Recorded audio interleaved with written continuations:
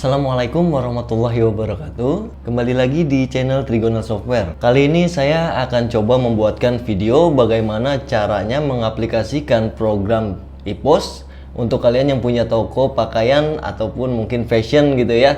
Nah, ini bagaimana cara penginputan datanya ataupun penjualannya gitu ya. Nah, di sini kita coba langsung saja ya. Oke, jadi untuk langkah pertamanya itu kita masukkan dulu master data ya, data barangnya itu seperti kaos, baju, sepatu, celana. Nah, ini harus diinput dulu. Jadi barang apa saja yang kita jual nantinya di toko fashion atau pakaian itu ya. Oke. Nah, di sini ada daftar item, kita klik aja, kemudian kita tambah item baru. Oke, di sini ada tipe item, kita pilihnya barang ya. Karena bentuk itemnya barang ya, untuk kaos, baju atau mungkin celana dan sepatu ya. Di sini akan saya coba untuk kaos dulu ya. Nah, ini misalkan kita menjual kaos polos ya. Oke, kaos polos. Contoh gini. Nah, untuk kaos polos ini kalau dia ada beberapa warna ya dia harus diinput satu-satu. Misalkan ada kaos polos putih sama kaos polos hitam. Nah, itu harus diinput satu-satu ya. Gitu ya, karena untuk membedakan stoknya nanti ketika melakukan transaksi ya. Gitu. Oke, kaos polos putih di sini saya coba, kemudian kita masukkan di sini pakaian ya. Nah, kalau misalkan belum ada itu bisa tambah dulu dari yang gambar plus ini ya. Ini sebelumnya sudah saya tambah. Oke, jenis ini dia wajib diisi. Kita masukkan saja pakaian ya. Untuk merek ini dia opsional, boleh diisi atau tidak. Tapi jika ingin diisi itu sama cara tambahnya ya, seperti tambahkan jenisnya. Gitu, bisa kita klik plus aja ya sini ya. Oke, untuk rak pun di sini opsional, boleh diisi atau tidak. Untuk HPP-nya sistemnya kita menggunakan FIFO ya, artinya first in first out. Jadi referensi HPP-nya pun nanti akan mengambil dari sistem HPP FIFO ini.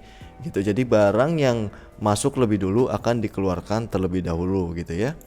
Oke, kemudian untuk pajak include-nya di sini kosong pun nggak jadi masalah ya. Nanti itu bisa kita input langsung dari transaksinya. Kemudian untuk keterangan ini hanya untuk catatan internal saja ya. Dia jadi tidak tampil di struk ataupun faktur nantinya. Itu hanya untuk catatan internal toko kita aja gitu ya. Oke, untuk status jualnya di sini masih dijual. Kemudian pilihannya di sini serial nggak perlu pakai ya, karena di sini tidak pakai serial number gitu ya. Oke, kemudian konsinyasi masuk, ini tidak perlu di checklist juga ya, karena bukan titipan dari supplier ya, gitu ya. Oke, kemudian langkah selanjutnya kita masuk ke satuan dan harga jual. Kalau untuk data umum sih cukup tipe item, kode item, nama item dan jenis ya. Nah, ini yang wajib ya. Sisanya ini sebenarnya sudah default, sudah pasti terisi ya untuk sistem APP terus status jual ini ya. Oke, kemudian satuan dan harga jualnya di sini kita bisa masukkan berdasarkan satuan atau level ataupun jumlah. Jadi tergantung sih ya sistem harga di toko kita itu berdasarkan apa. Misalkan kalau berdasarkan pelanggan berbeda-beda harganya, contoh ada member ataupun ada umum biasa, harga umum ya. Nah, itu bisa menggunakan berdasarkan level harga gitu. Jadi sesuai pelanggannya siapa yang beli, harganya nanti bisa berbeda gitu ya. Oke, kemudian ada juga berdasarkan jumlah. Nah, kalau berdasarkan jumlah ini semakin banyak dia membeli nanti bisa kita setting semakin murah gitu ya harganya ya. Oke, biasanya sih dipakai ya mungkin grosiran ya, harga-harga untuk grosir. Tapi di sini saya akan coba contohkan berdasarkan satuan saja ya.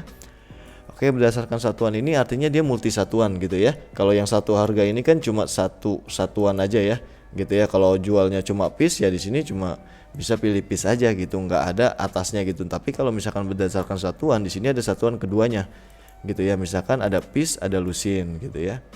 Nah, untuk satuan ini dia otomatis sudah saling terkonversi antara satuan satu dengan satuan dua ya, piece dan lusinnya ini. Contoh misalkan dalam satu lusin ini ada berapa piece? Misalkan ada 12 ya. Nah, di sini kita masukkan aja 12 gitu. Oke, kemudian untuk kode barcode ini opsional, boleh diisi atau tidak ya. Kalau misalkan di barangnya itu ada barcode-nya, kode barcode-nya itu bisa kita masukkan aja di sini. Biasanya kalau piece dengan lusin itu pasti berbeda ya. Setiap satuan atau beda satuan itu pasti kode barcode-nya tidak akan sama ya, pasti berbeda. Gitu. Kemudian untuk harga pokoknya di sini saya coba contohkan. Harga pokoknya per lusinnya itu misalkan 300.000.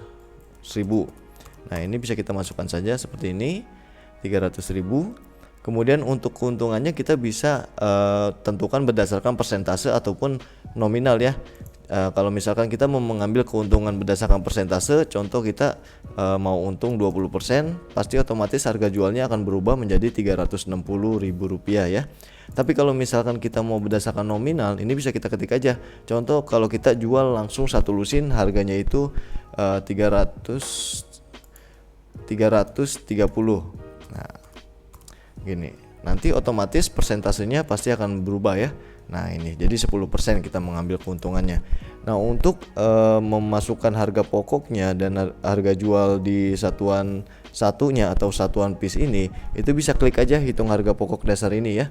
Nanti otomatis dia akan terkonversi atau membagi ya. Jadi satu piece-nya ini harga pokoknya 25.000 gitu. Nah, di sini harga jualnya bisa kita masukkan sama berdasarkan persentase ataupun nominal gitu ya. Kita coba di sini masukannya, contoh kita jualnya itu 35.000. Nah, ini bisa masukkan seperti ini aja ya. Contoh otomatis persentasenya 40%.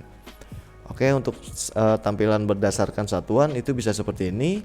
Lalu ada potongan harga jual, ini kita bisa kosongkan aja ya. Untuk potongan pun bisa kita masukkan nanti ketika transaksi. Kemudian lain-lain, stok minimum ini bisa kita masukkan ya. Nanti kalau misalkan contoh kita masukkan di sini 10 piece, dia akan mengambil pokoknya satuan terkecilnya ya. Misalkan 10 piece, nanti apabila stoknya sudah sisa 10 piece atau di bawahnya, itu otomatis akan ada reminder ya, tampil pop up di layar utama menandakan bahwa stok itu sudah mencapai minimum atau misalkan mau habis gitu ya. Jadi supaya meminta kita untuk segera membeli ke supplier gitu ya, untuk mengingatkan kita ya. Oke, untuk suppliernya kalau misalkan kita ganti-ganti supplier terus untuk pembeliannya, itu kita kosongkan aja ya. Nah, untuk gambar pun di sini bisa kita masukkan ya. Kalau misalkan ingin dimasukkan gambarnya, ini opsional sih ya, boleh diisi atau tidak untuk gambar ini. Lalu untuk accountingnya ini udah default ya, udah bawaan dari program, jadi tidak perlu diapa-apakan lagi. Nah, jadi yang penting itu kita masukkan data umum seperti ini tampilannya, lalu satuan dan harga jual. Setelah itu kalau mau dimasukkan stok minimum, kita masukkan stok minimumnya di bagian lain-lain ini ya. Oke, kalau sudah kita bisa simpan. Setelah disimpan dia akan tampil 3 pilihan ya. Ada input item baru data kosong, artinya kita ada di menu yang sama tapi kita input item lainnya, item baru ya gitu. Nah, kemudian untuk input item baru copy dari data sebelumnya, itu artinya kalau misalkan ada beberapa varian, kita bisa pilih input item baru copy ini ya. Jadi kita tinggal ubah nanti nama itemnya, kaos polos hitam dan kode itemnya ini kita ubah gitu. Nah, sisanya untuk harganya itu nanti sama gitu ya. Jadi sudah disetting gitu. Kemudian kalau selesai input data item ya artinya kita keluar dari menu ini dan akan kembali ke halaman utama atau daftar item ini ya. Oke, di sini saya akan coba input item baru copy dari data sebelumnya. Di sini saya akan coba masukkan kaos polos hitam gitu ya. Nah, tinggal ubah seperti ini jadinya gitu. Nah, ini kita ubah lagi 2 gitu ya. Nah, untuk sisanya pasti sama settingannya gitu. Nah, ini 10 terus kita simpan. Nah, gitu ya. Nah, kemudian kalau misalkan kita mau input item baru, contoh mau masukkan celana, ya kita input item baru data kosong gitu ya. Nah, seperti ini kita masuk ke barang. Oke, contoh misalkan celana. Nah, di sini kita coba celana jeans ya. Nah, gini ya. Oke, kemudian jenisnya di sini kita coba masukkan pakaian aja ya. Kalau misalkan mau ada ditambah jenisnya ya bisa klik ini aja, sama seperti tadi ya. Sama seperti di awal saat masukin kaos. Oke, langsung kita ke satuan dan harga jual. Di sini kita akan coba masukannya itu per piece ya. Misalkan cuma satu harga aja. Nah, berarti langsung aja kita pilih piece gitu ya. Oke, kemudian harga pokoknya kita membeli celananya itu berapa? Contoh misalkan harga pokoknya 70.000. Nah, kita masukkan 70.000 gitu ya. Nah, sama seperti tadi saat input kaos ya. Oke, di sini sekarang kita input harga jualnya. Contoh misalkan kita menjualnya 100.000. Oke. Untuk kode barcode, kalau misalkan ada kode barcode-nya pada celana tersebut, itu bisa kita input ya. Jadi kalau misalkan kita nanti melakukan penjualan di toko kita ada scannernya. Nah, itu nanti saat transaksi penjualan kasir tinggal scan aja kode barcode-nya, otomatis akan tampil item ini gitu ya. Oke, kemudian poin dasar kosong ya. Kalau misalkan kita nggak pakai sistem poin, itu bisa dikosongkan aja ya. Poin ini kalau misalkan nanti ada pelanggan yang membeli, dia akan mendapatkan poin, dan poin itu bisa ditukarkan hadiah gitu ya, atau mungkin menjadi potongan, itu bisa ya. Oke, kemudian di sini komisi sales. Komisi sales ini kalau misalkan kita menggunakan sistem komisi sales, apabila ada sales yang menjual item celana ini, dia mendapatkan komisinya gitu ya. Nah, ini sih opsional, boleh diisi atau tidak ya. Oke, kemudian di sini ada potongan dan harga jual sama seperti tadi. Nah, ini lain-lain ya. Lain-lain kita masukkan aja, contoh misalkan 5 piece. Nah, ini nanti stok minimumnya kalau mencapai 5 piece itu akan ada reminder. Kemudian kita simpan. Oke, kemudian saya mau coba input item baru, data kosong lagi ya. Nah, di sini saya coba juga contoh sepatu gitu ya. Nah, sepatu. Oke, kita masukkan itemnya.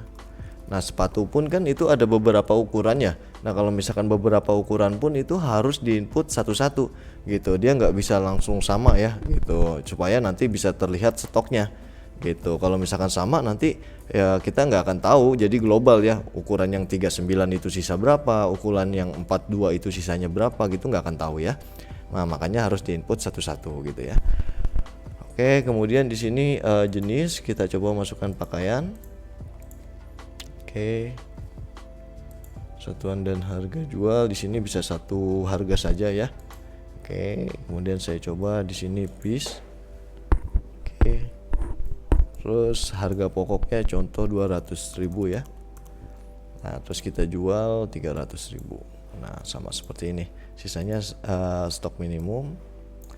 Oke, kemudian kita masukkan contoh misalkan A5, lalu kita simpan.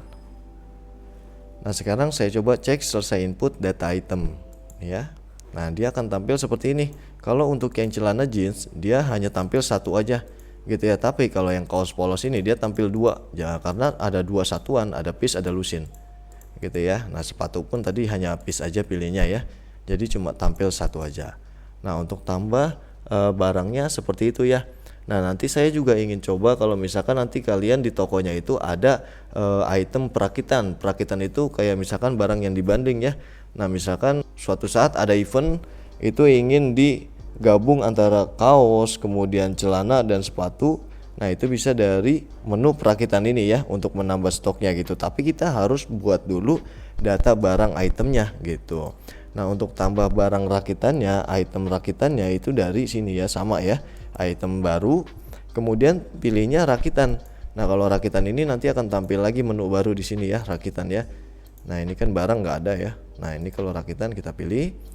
Oke, kemudian saya coba masukkan kode itemnya, misalkan rakitan 1, nama itemnya misalkan paket A ya. Nah, nanti bebas sih kalian mau menamakan apa, rakitan dari kaos, celana dan sepatu itu ya. Nah, di sini untuk contoh aja, oke, nama itemnya, kemudian saya pilih jenisnya pakaian ya. Oke, di sini rakitannya kita masukkan itemnya apa aja nih untuk paket A ini yang akan keluar gitu ya. Contoh misalkan kaos. Nah, ini ya, kaosnya kaos putih. Oke, kemudian di sini kita masukkan lagi celananya ya, celana jeans. Oke. Kemudian sepatunya juga ya, contoh misalkan gini. Nah, masing-masing itu dikeluarkan satu piece gitu ya. Kalau misalkan dapat 2 piece kaos polos di paket A ini ya kita masukkan 2 gitu. Nanti ketika kita melakukan proses perakitannya, otomatis kaos polos putih ini berkurang 2 piece gitu ya untuk paket A-nya. Tapi ini saya coba contohkan 1 piece saja. Oke. Nah, kemudian di sini kita pilih satuan dan harga jualnya. Harga pokoknya di sini nggak bisa diubah ya. Nah, harga pokok ini sudah mengambil dari total bahan-bahannya. Ini ya 295 ya. Nah, gitu. Nah, ini walaupun nanti di sini terlihatnya 295, ketika ada perubahan harga dari harga celana jeans atau kaos polos atau mungkin sepatunya, pokoknya perubahan harga dari bahan-bahan ini ya. Misalkan harganya lebih tinggi, nanti suatu saat supplier menjual ke kita itu lebih mahal gitu ya. Nah, nanti itu sudah otomatis gitu ya, karena kita menggunakan sistem HPP Vivo, pasti nanti kita akan menghabiskan barang yang lama dulu gitu ya. Jadi referensi APP-nya mengambil yang 70.000 dulu. Contoh gini ya, misalkan kita beli celana jeansnya ada 80.000 sekarang gitu. Nah yang lama dulu 70.000 ini, nah nanti kalau stok 70.000 ini sudah habis, itu baru akan mengambil referensi APP yang 80.000 gitu ya untuk laba jualnya ya. Oke, kalau sudah sini kita pilih lagi satuan dan harga jual. Satuan dasarnya di sini kita pilihnya misalkan piece ya. Oke, atau kalian mau box atau pak itu boleh, atau gram itu nggak mungkin ya. Oke, kita pilih piece saja. Oke, kemudian harganya berapa nih? Kalau misalkan dibanding jadi paket gitu ya, biasanya kan mungkin lebih murah gitu ya, atau mungkin biar tertarik aja, padahal harganya sama aja kalau misalkan beli satu-satu gitu ya. Cuman jarang sekali juga sih menemukan seperti itu ya. Oke, di sini kita contohkan misalkan harganya itu 320. Nah, seperti ini. Kemudian barcode ini bisa kita kosongkan ya, sama seperti yang tadi ya. Potongan harga jual, lain-lain, stok minimum ini dia nggak bisa dimasukkan ya. Dia sudah otomatis dari bahan-bahannya tadi untuk stok minimumnya. Oke, kalau sudah di sini bisa kita simpan. Setelah kita selesai input, dia akan tampil semua ya yang tadi ya. Di sini ada paket A-nya ya. Oke. Nah, untuk menambah daftar itemnya seperti ini untuk barang-barang apa saja yang kita jual. Oke, setelah itu kita coba untuk melakukan penambahan stok ya. Nah, kalau kalian itu tokonya sudah berjalan, terus kalian baru pakai program IPOS ini, itu harus tambah stoknya dari saldo awal item apabila kaos polos putih, celana jeans dan lain-lain ini itu sudah ada stoknya di gudang. Tapi kalau misalkan kalian baru buka toko dan baru pakai program, itu berarti kan stoknya semua masih kosong. Nah, nanti kalian bisa lakukan pembelian gitu ya. Nanti bisa langsung lakukan pembelian. Jadi tergantung posisi kalian gitu ya, saat menggunakan program itu tokonya sudah berjalan atau baru ingin berjalan gitu ya. Nah, di sini saya coba contohkan, misalkan kalian sudah berjalan. Di sini kita masukkan stok awalnya di persediaan, terus saldo awal item. Nah, di sini kita masukkan contoh, misalkan kalian punya kaos putihnya itu ada berapa lusin di toko gitu. Nah, di toko misalkan ada 10 lusin lah gitu ya. Oke, kemudian misalkan celana jeansnya ada berapa gitu ya. Nah, contoh misalkan celana jeansnya ada, nah ini contoh misalkan ada 15 piece. Lalu sepatunya ada berapa banyak nih ya di tokonya ya yang sudah tersedia. Oke, kemudian kita masukkan di sini contoh ada misalkan ada 20 piece, ini hanya contoh ya.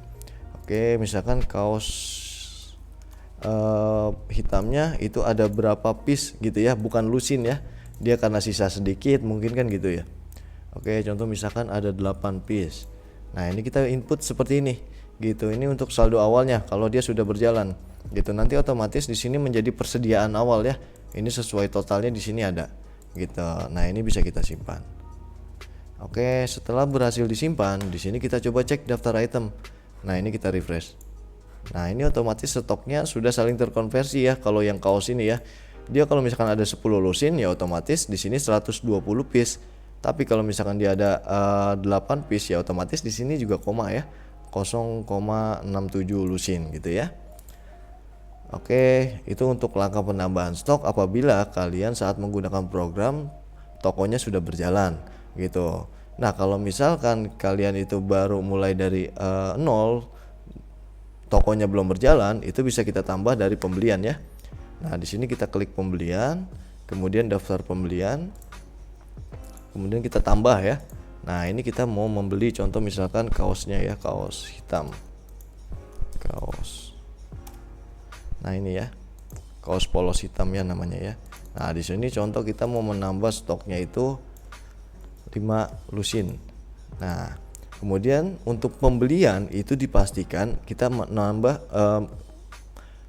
untuk pembelian itu kita pastikan kita masukkan dulu kode itemnya baru suppliernya ya. Karena kalau misalkan suppliernya dulu itu nggak akan ketemu kode itemnya gitu ya. Oke, di sini suppliernya masih kosong, kita bisa tambah dari sini ya. Yang gambar kaca pembesar ini kita klik aja.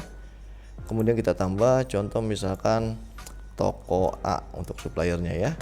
Nah, untuk sisanya di sini dia opsional ya, untuk alamat, kota dan lain-lain ini opsional, boleh diisi atau tidak. Kalau mau diisi ya silahkan, kalau enggak pun enggak jadi masalah gitu ya. Oke, kita simpan. Nah, ini kita klik, kemudian kita pilih ya, otomatis masuk ya. Oke. Nah, untuk pembayaran pembelian itu di sini masuknya kredit untuk awalnya ya. Kredit ini artinya kita pembayaran tempo atau menjadi hutang. Nah, kalau menjadi hutang itu kita harus lakukan pembayarannya ketika kita melakukan pembayaran hutang tersebut gitu ya. Oke, tapi kalau misalkan kita ternyata bayarnya tunai ya masukkan aja 1.500.000. Oke, seperti ini. Nah, otomatis nanti di sini itu akan mengeluarkan dari akun kas mana ya keluarnya ya. Nah, ini kas kecil, untuk defaultnya dia pasti kas kecil gitu ya. Tapi kalau misalkan kalian bayar ke suppliernya ditransfer pakai BCA, pilihnya bank BCA. Nah, tapi kan bank BCA kita ini kan sebenarnya masih kosong karena belum kita input ya dari saldo awal perkiraannya. Nanti dari laporan neracanya itu pasti minus ya gitu. Nah, ini bagaimana caranya supaya tidak minus? Nah, ini saya coba tutup dulu untuk pembeliannya. Oke. Nah, sebelum melakukan pembelian itu kita harus masuk ke akuntansi ini dulu gitu. Nanti masuk ke saldo awal perkiraan. Nah, saldo awal perkiraan ini sudah ada nilai dari persediaan barang. Persediaan barang ini itu masuk dari otomatis ya, dari persediaan saldo awal item. Nah, ini 8250 ya, sama ya saldo awal perkiraannya. Oke. Nah, ini saya coba tutup. Nah, ini sekarang kita tambah dulu di bank BCA-nya gitu. Contoh di bank BCA kita sekarang ada berapa? Nanti sama ya, kas kecil, Mandiri, BNI itu tinggal ketik manual aja. Yang penting jangan sampai kita ketik manual di persediaan barang, terus hutang dan juga piutang. Nah, ini berarti piutang usaha ini nggak boleh diketik manual, hutang usaha pun nggak boleh diketik manual ya.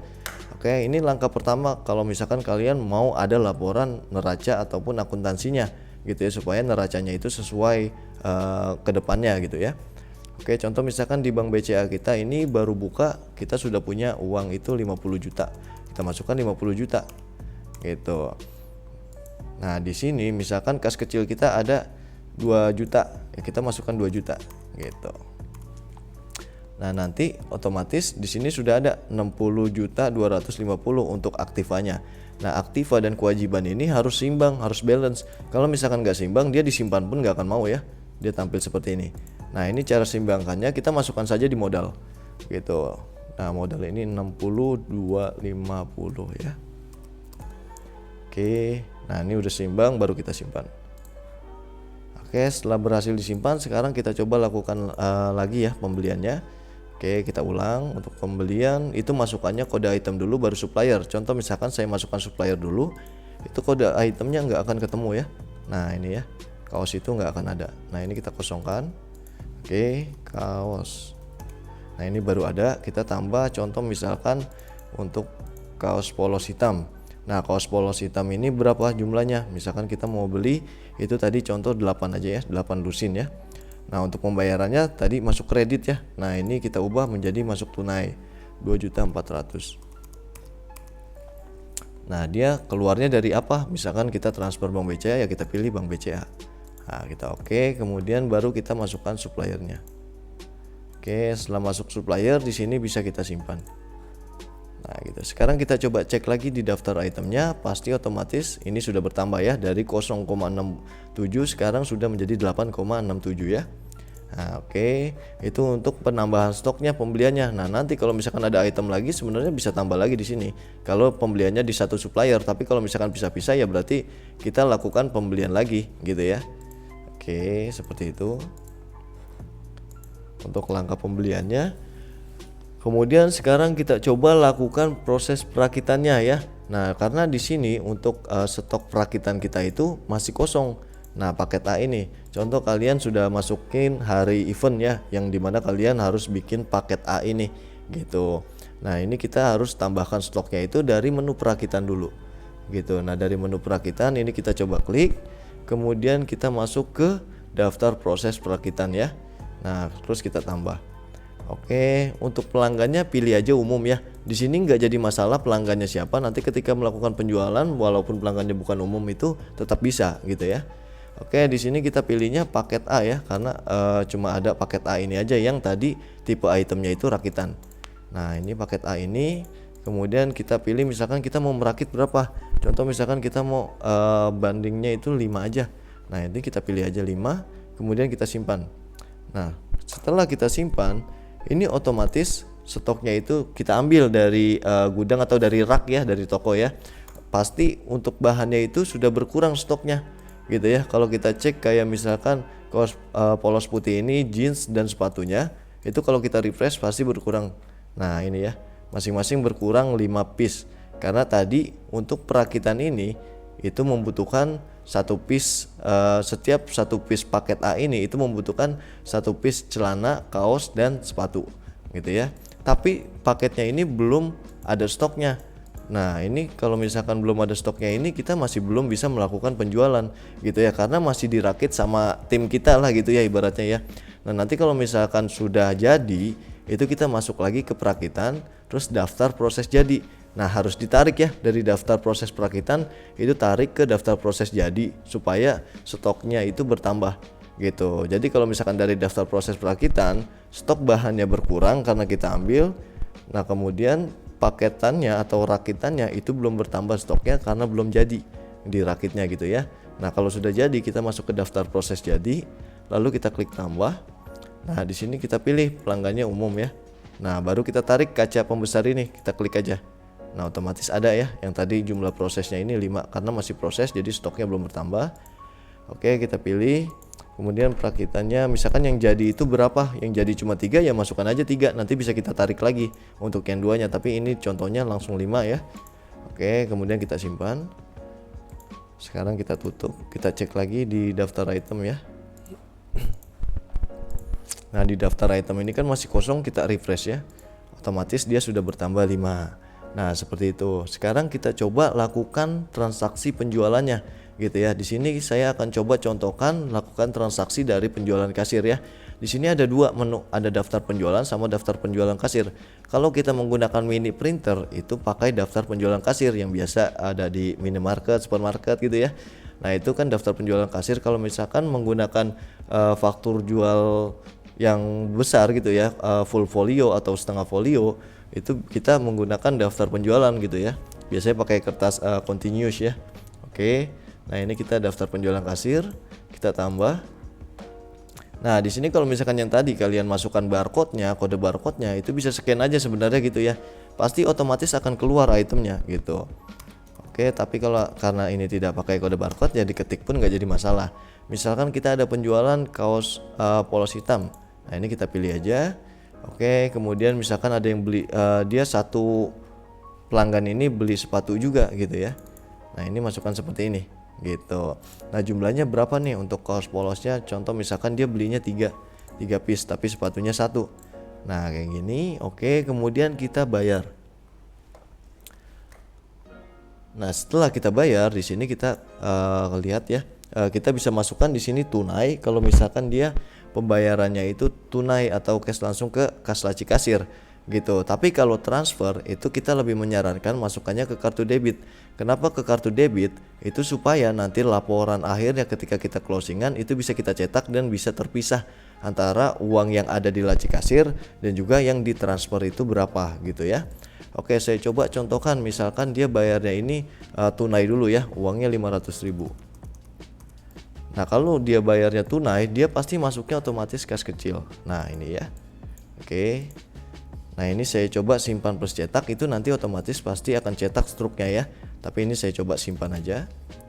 Oke, transaksi. Kita coba lihat cek daftar itemnya. Pasti sudah berkurang ya stoknya ya, kita refresh ya. Nah otomatis berkurang 3 piece untuk bajunya dan sepatunya berkurang 1 piece. Oke, kalau misalkan ada lagi yang datang pelanggan itu bisa kita tambahkan lagi ya. Nah saya coba contohkan, misalkan pelanggan itu bayarnya nanti ditransfer. Nah ini contoh, misalkan dia beli paketnya. Nah paket, oke paket A, dia ingin transfer nih 320 ini. Nah itu kita klik bayar, masuknya ke debit gitu ya, 320 ya. Oke, kemudian banknya kita pilih misalkan BCA. Kalau misalkan tambah bank nanti bisa dari master data ya. Oke, di sini sudah ada tersedia BCA dan Mandiri, pasti otomatis di sini masuknya ke bank BCA. Kalau kita pilihnya Mandiri ya sudah pasti masuknya Mandiri ya. Oke, nah ini kita BCA, lalu kita simpan. Nah kalau kita cek lagi daftar itemnya pasti sudah berkurang lagi stoknya ya untuk paket A ya. Nah ini jadi paketan kita sudah laku gitu ya. Nah kemudian bagaimana kalau misalkan nanti toko kita sedang ramai tapi orang itu sudah di depan nih, sudah antrian nih saatnya melakukan pembayaran, tapi dia itu uangnya ketinggalan gitu ya, atau mungkin uangnya ada di mobil atau di motor. Nah itu kan nanti berarti kan pending, itu kan mengganggu transaksi. Kita nggak mungkin nunggu dia ambil uang lagi ya, karena di belakang itu ngantri misalkan gitu ya. Nah nanti di sini bisa kita tambahkan kasirnya. Contoh misalkan dia membeli sepatu, nah gini, oke. Nah kemudian dia uangnya tertinggal di mobilnya gitu atau di kendaraannya. Nah ini kita bisa masuk ke pending gitu ya. Kita klik aja pending ini, atau kalau misalkan pakai keyboard tanpa mouse ya ketik tekan F5 gitu ya. Nah keterangannya siapa? Nah keterangannya ini ya kita masukkan aja misalkan. Nah misalkan keterangannya orangnya itu pakai baju apa gitu ya, kita tinggal sesuaikan aja sih. Ini sih supaya kita ingat aja sebenarnya gitu. Contoh misalkan baju biru, ya kita ketik aja baju biru gitu. Oke, nah otomatis kita pasti melanjutkan transaksinya. Nah, kalian harus ketahui ya, kalau masuk ke pending ini, itu otomatis sudah mengurangi stok. Nah, ini sepatunya sudah mengurangi stok, tapi uangnya itu belum masuk ke kita. Karena misalkan sudah diambil nih barangnya, otomatis kan sudah ada di meja kasir gitu ya. Nah, itu sudah keluar dari rak gitulah ibaratnya gitu. Tidak mungkin diambil alih sama orang lain gitu. Nah, itu pasti stoknya berkurang gitu. Nanti kalau misalkan orangnya sudah datang lagi, kalian tinggal klik daftar pending ini gitu, daftar pending F6 gitu ya. Ini yes aja. Oke, ini yes aja ya. Oke. Nah, otomatis di sini tampil yang baju biru tadi, kita oke aja. Nah, dia balik lagi seperti ini, kemudian kita lakukan pembayaran ya. Kita lanjutkan. Kalau ada tambahan item ya bisa masukkan aja. Kadang kan pending juga bukan karena uangnya ketinggalan, tapi karena ada barang yang lupa dia beli gitu ya. Nah ini oke, kemudian kita bayar. Contoh masuk ke tunai 300.000. Oke, kita coba simpan ya. Nah di sini barulah transaksi uangnya baru masuk ke kas kecil gitu ya. Nah ini saya coba tutup. Oke, nah ini kenapa kita harus masukkan ke debit ketika ada transaksi seperti transfer ya. Padahal di tunai pun ini bisa kita ubah kode akunnya menjadi BCA gitu. Nah di sini akan saya coba jelaskan supaya ketika si kasir closing itu bisa cek dari daftar kasir, kemudian laporan. Nah ini kita preview ya. Nah pasti otomatis di sini terlihat. Nah yang tunai itu berapa? 705.000. Kemudian yang ditransfer 320.000. Nah kalau yang tadi kita cuma ubah kode akunnya di tunai itu menjadi BCA, pasti dia akan tergabung di sini gitu. Jadi totalnya 1.025.000 gitu. Nanti kalian akan bingung gitu ya, yang berapa sih yang ditransfer, terus berapa juga yang tunai gitu ya. Nah ini jadi seperti ini. Nanti kan setiap closing ya kalian harus cetak ini aja gitu. Cetak ini nanti kasih ke atasan gitu ya. Nah setelah kita cetak ini untuk laporan kasirnya, nanti kan ini closing ya, ini posisinya closing. Nanti otomatis pasti si kasir itu akan kasih laporan cetakannya, hasil cetakan laporan kasir ini gitu ya. Yang tunai berapa, yang debit itu berapa, jadi yang ditransfer itu berapa gitu. Nah setelah kita cetak itu kita tutup, nanti si bagian admin atau bagian atasannya itu yang ada akses akuntansinya itu harus melakukan cash transfer supaya akun kasnya itu sesuai ya gitu ya. Ketika kita cek buku besarnya itu sudah sesuai keluar masuk nominal pada satu akun kas banknya gitu ya. Contoh misalkan cash transfer kita tambah. Nah di sini kan kas kecil. Nah terus di sini pilihnya kas besar gitu ya. Biasanya atasan pakainya kas besar gitu ya. Nah uangnya kita harus kasih berapa atau store berapa gitu. Itu tergantung dari atasan yang minta gitu ya. Misalkan atasan itu mau 705.000 aja, 2 jutanya itu nanti untuk modal lagi di situ ya. Tapi kalau misalkan mau 2 juta ya kita masukkan berarti 2 juta gitu ya. Pasti otomatis nanti kas kecilnya berkurang kalau kita sudah simpan ya. Nah ini otomatis sisa 705.000. 705.000 ini contoh misalkan buat modal besok ketika kita baru buka lagi gitu ya. Nah ini harus dilakukan nih setiap kali ada si kasir yang setoran ke atasannya gitu ya. Oke ini tutup. Oke kemudian saya coba tutup ya. Oke, untuk transaksinya seperti itu ya. Jadi kalau misalkan untuk pakaian itu ya memang cocok juga sih ya untuk penggunaan IPOS ini. Untuk laporan ini sih kalian butuhnya apa ya tinggal dicek aja gitu ya. Kayak contoh misalkan laporan penjualan, kalian mau cek laporan penjualan per item. Nah ini laku berapa untuk bajunya gitu ya. Nah ini bisa kita pilih aja nanti data itemnya, itu filternya setera ya, periodenya juga ya. Mau dari kapan sampai kapan kita preview. Nah nanti otomatis akan tampil seperti ini ya. Jadi kaos polos hitam jumlahnya itu 3 piece ya yang laku ya. Kemudian untuk sepatu laku 2 piece dan paket A nya kita laku 1 piece gitu ya. Nah ini totalnya gitu ya. Nah ini bisa dilihat pokoknya laporan penjualannya gitu. Untuk labanya bisa kita cek juga di sini ya, laba jual ya, laba kotor. Oke, kita preview. Pasti sudah otomatis di sini ada total pokoknya dan subtotalnya ya. Nah di sini laba kotor kita, keuntungan kotornya ya. Nah kalau kita mau ngecek laba ruginya itu bisa dari laporan keuangan laba rugi. Oke, nah ini kita cetak aja gitu ya. Nah di sini terlihat ya harga pokok penjualannya berapa gitu ya, kemudian pendapatan jualnya berapa gitu ya. Nah ini laba kotornya dia 255 untuk laba ruginya gitu ya, karena ini belum ada pengeluaran operasional. Saya coba contohkan, misalkan kita ada pengeluaran operasional kayak bayar listrik gitu ya, atau mungkin bayar internet, itu dari menu akuntansi kas keluar. Saya coba contohkan tambah. Nah di sini kita mau lakukan pembayaran listrik aja dulu ya.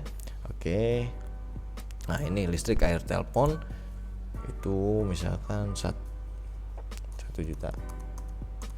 Oke, 1 juta, kemudian keluar dari akun mana, misalkan kita bayarnya itu di transfer gitu ya. Nah ini pilihnya Bank BCA gitu ya. Tapi kalau misalkan langsung dari buku besar, uang yang kita pegang atau atasan yang pegang, ya bisa pilih kas besar. Yang penting ini mencukupi ya gitu, karena kalau pakai kas kecil ya sudah pasti nggak mencukupi ya, karena sisanya 700. Oke, ini kita pilih aja misalkan transfer. Nah untuk jumlahnya itu bisa kita sesuaikan. Kalau ada pembayaran lainnya ya bisa masukkan di bawah sini gitu. Kalau nggak ada ya kita bisa kosongkan. Oke, ini 1 juta. Nah kita masukkan 1 juta, lalu kita simpan. Nah ini kita coba cek lagi laporan keuangannya ya. Nah ini laba ruginya, dia berarti akan menjadi minus ya. Nah ini minus 745 karena laba kotornya baru 255, kita sudah ada pengeluaran 1 juta. Nah ini kita sedikit rugi lah gitu ya, 745 minus gitu ya. Nah untuk menu-menunya sih kalau misalkan kalian yang punya toko fashion atau pakaian, dia sama seperti ini, itu bisa gitu ya. Oke, jadi seperti itu ya untuk cara bagaimana cara mengaplikasikan program IPOS untuk kalian yang punya toko pakaian ataupun fashion. Jangan lupa di subscribe ataupun klik tombol loncengnya. Assalamualaikum warahmatullahi wabarakatuh.